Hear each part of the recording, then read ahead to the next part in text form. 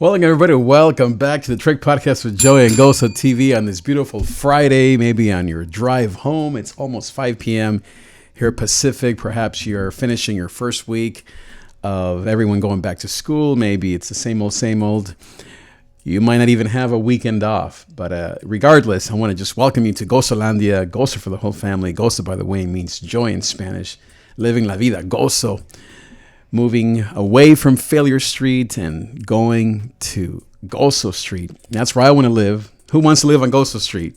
Me, you, we all want to live a life of joy. Talking today about what does it mean to be a life coach? What do life coaches do? What is the big deal about life coaches? Maybe you have seen, obviously, Oprah. You've seen some guys, people maybe online that are coaches. You obviously know what a counselor, a therapist is, but I want to go through what exactly has been my journey to become a life coach. How did I get here? What do I do? What does it mean? Is it different than being a counselor, a therapist, a pastor, just a nice guy, your mom giving advice to you? How does it differ? What are the credentials? What are the educational requirements, the training that life coaches have? And most of all, does it work? How much does it cost? What's it for? How long does it take? All these things that you might be wondering about. Well, let me first start with my own journey towards this whole thing of being a life coach. A life coach is, by definition, someone who walks alongside of a person to bring them into their true self. So it's someone who walks alongside of another person to bring them into their true self. So in other words, a life coach is not a therapist. It's somewhere, I would say, between your best advice giver and a therapist. Now, I did some studying on this. I am a trained life coach. I went through a training that was very important and taught me a lot. And basically what I learned is that every culture and every human being has different needs and different ways to learn or to be coached or to be mentored. For many people, the mentoring happens mostly through friends, family, your mom. Definitely in the Latino culture, you don't see a lot of people go into therapy. Most people that are in therapy are of other cultures. Most of us Latinos or African Americans, maybe the Asian culture, they mostly find help, quote unquote, from their mom. Definitely, right? I mean, raise your hand if your mom is your life coach, right? Now, what happens though when your parents, perhaps you want something more than what they know, or you begin to realize that even our beautiful parents, they have limitations, or they have a certain worldview that maybe you're ready to, I don't know, to hear different opinions. And so now you may not go to a therapist. As I said, a lot of cultures, Latino cultures, African American, Asian cultures, tend not to go to therapy. They tend to go to a pastor. You definitely have in the African American Latino culture, you have a lot of people that will go to mass, right? And will talk to the priest, or will go to confession if you're talking about the Catholic faith. And so every culture has their unique ways of getting assistance in terms of life and guidance. Now, there are some cultures, in the studies that I did to become a life coach, I'm a certified coach, there are some cultures that will get into spirituality and will even, talk to their ancestors. They will get into what we would call black magic. And they will, especially a lot of Latino culture, people of Latino culture, they will often tell me, not maybe in public or not at church, that they have a shaman or a curandero or someone back home in their pueblo who reads their palm, who tells them their luck, who is an astrologer. You definitely have in Latino culture a lot of people. Again, it may not be people of faith, although I have seen many Christians that do have this. But regardless, you have a lot of people of the Latino culture who believe in the horoscope, who they want to know kind of what their spirit animal is, or you definitely have, let's say, in some cultures, mostly in the white culture, the crystals and the moon and the different phases of the moon. So every culture, my point is, has their way to get in touch with wisdom, with divine power. You might have millennials these days, maybe people in their 20s, 30s, and 40s who definitely are into listening to divine consciousness, Christ consciousness, into the law of attraction, the secret, into positive mindset. So you have millions and millions of people who you would consider them back in the day, New Age or Buddhists, that now would consider themselves spiritual but not religious. Definitely not Christians or Catholics or any of that. So where does a life coach fit into all of that? Well, a life coach is someone who is a spiritual person. So a therapist, normally, I've been to therapy many years, will treat you more in a clinical way. And I'm not speaking for therapists, nor am I a licensed therapist, but just from what I've learned in the differences, a therapist will think more clinically. And I have been aided by many, many therapists. Then you have programs such as AA or Narcotic Anonymous. In the church, you have things like Celebrate Recovery or Victory Outreach that you could say are almost like a paratherapist through group therapy and through a lot of talk therapy and communication and sponsors. You have groups that help people recover from addictions in this case. Now, what about the rest of us? What about the rest of us who aren't struggling with an addiction, who aren't really looking to talk to our ancestors, but who want to change careers? And you talk to your mom, you maybe even go to church or you pray, maybe you even have a therapist, but none of it seems to fit or to hit right where you are. That's where a life coach comes in. A life coach is, as I said, someone with wisdom, spiritual wisdom, as well as discernment, who's able to hear you and not be clinical, but be more wisdom, a wisdom person in your life. It's someone who does have training. As I said, I have training, but it's more intuitive. It's someone who is an empath, who can get inside of what you're not telling me, and can in some ways read between the lines. And then from the connections and from the conversations that we would have, let's say you're dealing with, you're looking to leave your husband, or maybe you are concerned that your husband doesn't love you or isn't there for you, or maybe you're a single person and you're more trying to overcome just feeling lost. You have a bachelor's degree, maybe you even have a master's degree, and yet you're like, man, where should I go next? What should I do with my life? So that's where a life coach can be very, very effective, to listen, to be discerning, to help you, to walk next to you, to listen to what you're saying. And here's the good news about life coaching. This is not a 10-year relationship. This is a short and sweet relationship that really empowers you to figure out life on your own. I mean, that's why I love the word coach. I've had a personal trainer, and she was amazing. She helped me for like almost 6 months. I lost a ton of weight. I felt so strong. This is about a year or 2 years ago. But more than losing weight, I learned how to think differently. She would tell me, okay, you have to keep going even though you're tired. You have to try different exercises because what you've been doing isn't working anymore. She was very discerning, looking at my particular body and strength and conditioning. And she would take notes. And of course, she had many clients, but her program was unique to me. And it's still to this day. I've been part of CrossFit programs. I've worked out in the gym. I have a gym that I go to. It was those 3 months with her that changed my life. If I could do anything again, now that I need to lose weight again, it wouldn't be going to a gym. It would be hiring another personal coach or a fitness coach, because of all that I said. So when you hire a life coach, such as myself, or someone that is credentialed and that you trust, that can give you results, you're going to get someone who is going to look at your case and be able, through discernment and wisdom and all these things, give you personal attention that will change your life. And as I said, the big news, the good news, I've had life coaches, I've had personal trainers, I've had business coaches. They are so fast to tell you what you need to do that you don't have to spend a ton of money or a ton of hours or years going to this person.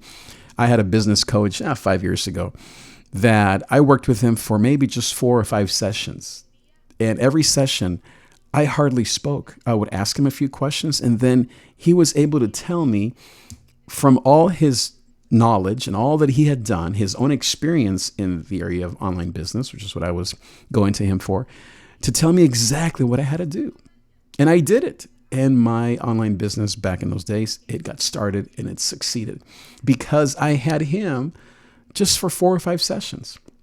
Now, here's the thing. Each session was $1,000 and I had a discount and all these things. But the thing about life coaching, or maybe you could call it, I don't know, business coaching or career coaching, that's different than therapy, is that it is more to the point. It gets right to your need. It gets right to what you're looking for. And it isn't something that's super long or you're going to cry a lot. Now, there could be tears. It's not just all facts and figures. A lot of people, for example, I had this one young girl who came in and she was just wanting to kind of pray, quote unquote. But then as I began to work with her over the next couple of times, I began to discern certain things, and then she finally broke open and she was able to tell me what really was going on, things that she hadn't told anybody. And it was something that in just a few sessions, we were able to pinpoint some of the problems that went back to her past. And she was on her way. And now I see her here and there, and she is doing amazing.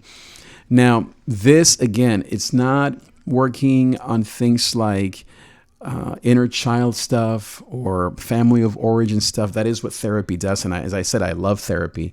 I've been to it. Life coaching is more intangible than that. It is working with your life now, with whatever you're telling me as a life coach. I'm a trained life coach.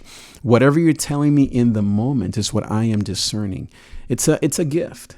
It really is a gift that I believe I have, that I can hear someone, and if they're honest, of course, I can begin to point or piece things together and connect the dots. Let's say you're talking about that you feel lonely and that you get fired from jobs all the time, or that you're dealing with procrastination, or you're feeling lazy, or you don't have any friends. Or maybe your appearance, maybe your face, your body, you feel ashamed to even go out in public, or you're failing in school. You might deal with high levels of anxiety, depression. So those are the things that everyone talks about, right? But whereas a doctor would give you medicine, a therapist would give you anti-anxiety medication, a life coach would get inside of all those things and be able to pinpoint 1 or 2 things that are really going on. The hard stuff, the stuff that will motivate you to change everything in your life, will motivate you to go to work. I had, for example, a 26, 27-year-old young man that his mom was really worried because he was at home all the time just playing games and not going to work and gaining a lot of weight, getting fired from work. So she forced him to come to me, and that's why it didn't work, because he didn't want to get help. He didn't want to change. And so it didn't really work, because all the things that we talked about was basically just a one-way conversation. So the way that life coaching works is you obviously need to trust me. You need to know what I do. And that's why I'm kind of going through this here. But then you need to want to overcome a certain problem in your life. As I said, when I was overweight and I was feeling just lazy, I hired a personal coach, a personal trainer, because I knew that my body wasn't where I wanted it to be. So that's really the first step. You have to be at a place where you say, I need a life coach. I have my mom, I have my spiritual leaders, I have online videos, and I listen to a bunch of stuff online. But I'm telling you, there's nothing like sitting with another person that's gifted and that has just this spiritual gift that can actually help you figure out what you need to do next. It's a whole different kind of experience. And I have many case studies that you're going to be seeing here over the next few months of people that have helped, and they can tell you how this has helped them, what they now are doing to keep the changes going, etc. And so I have been very excited now for years to finally just add this to my services that I provide. Obviously, I'm a pastor, I'm a musician, as you know, but life coaching is a separate thing. It's a way to help people go from A to B, move from where they are to where they want to be. I have, for example, another friend who's in her mid-30s, and she is a very educated person, and she wants to change careers, but she feels like she struggles with issues of self-worth. And so we're working together to overcome that negative talk. And I have another person who she was in a relationship and her husband was smoking a lot of dope, a lot of weed. And she was dealing with some anxiety as a result of other things. And I was able to listen and to discern ways that she could figure out her marriage and strengthen her marriage while still having basically her own path and not depend on her husband for her own wellness, because he just couldn't help her because he had his own drug addiction. So we were able to navigate that together for a few sessions. So these are all the ways in which, by the grace of God, I've been able to help, dozens of people, maybe almost 100 people over the years. I think that I first realized this gift when I was about 19, 20 years of age. And I had a young friend of mine who sat on a grassy area in front of the college here in town. And she just began to pour out her heart to me about career and faith, and we just talked, and it seemed to work. It really helped her. I had another friend maybe 5 years later, so I was in my mid-20s, who also had a crisis of faith, and he said, I don't think I believe in this stuff anymore. And so he was drawing some things about faith and God and humanism, and I was able to just walk him through, not really having him go back to his faith, but to give him some warnings, I guess, as he examined this new life without God. And so, because, the job of a life coach isn't to have you do what I want. Let's say even something as being a Christian. I'm not there to make you a Christian, even though I do believe in Jesus, of course, and I speak from that knowledge and that love for God. But my ultimate goal is to help you navigate your next step, and to give you wisdom and maybe warnings of what could happen next.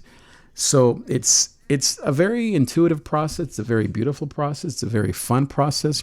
It's a very, just effective process to get in and get out with someone that really has wisdom, training, knowledge, that has experience. In my case, 20, 25 years of experience, degrees, and all the stuff. You can check all that on my website, davidtrig.com/coaching. But suffice it to say that the proof is in the pudding, as I say.